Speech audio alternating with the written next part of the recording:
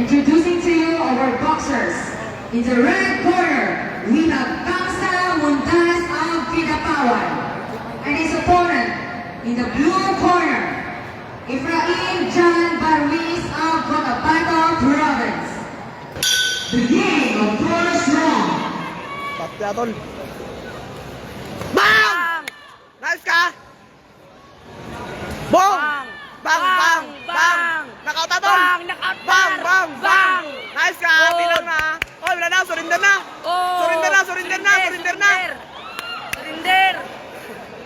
Seconds lang! Way na, daog na! Nice ka! Why na! Wala na na!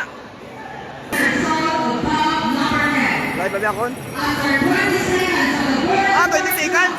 we have a winner by RC Blue Barwiz Efraim of Cotabato Province. Nice ka, tol.